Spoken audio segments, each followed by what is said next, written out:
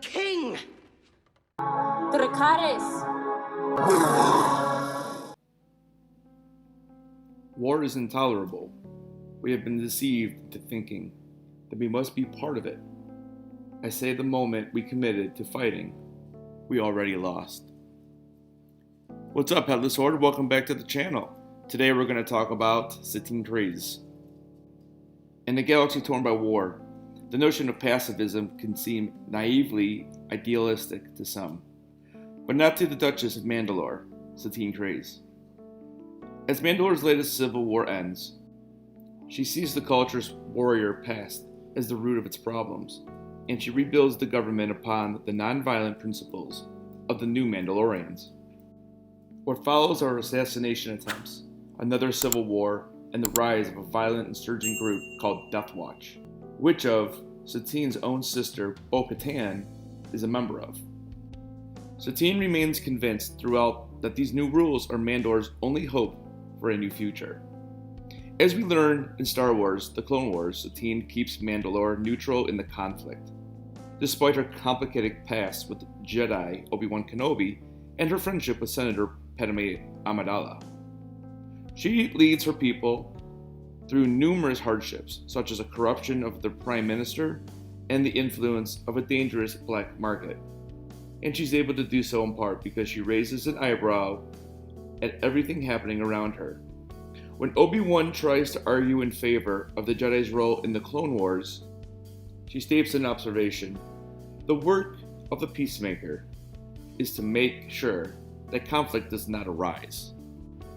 During all the time that Obi-Wan Kenobi and Satine spent with each other, they grew a fondness for one another.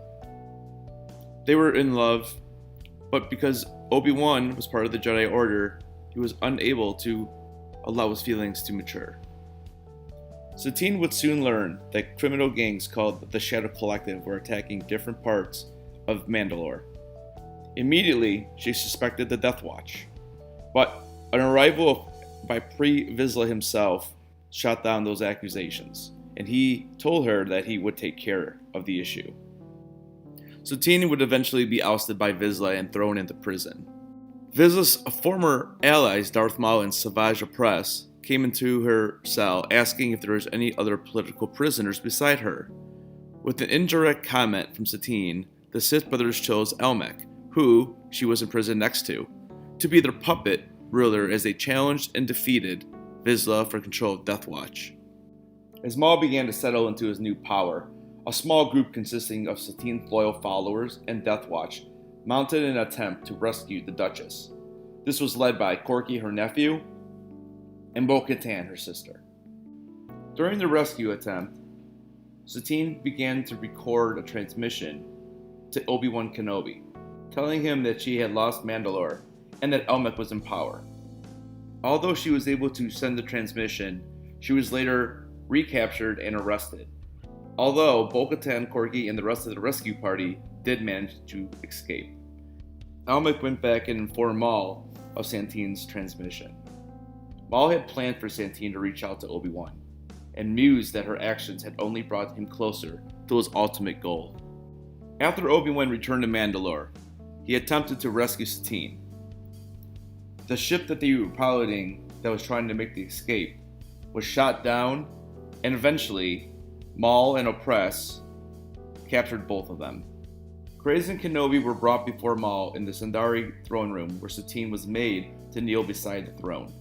Maul taunted Kenobi, lifting and choking Satine with the Force, while Obi-Wan just watched, unable to help.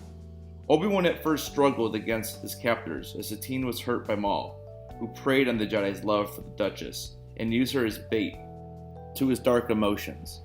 Satine, still under Maul's grasp, begged Obi-Wan to not listen to the Sith Lord's words, only to be silenced by Opress.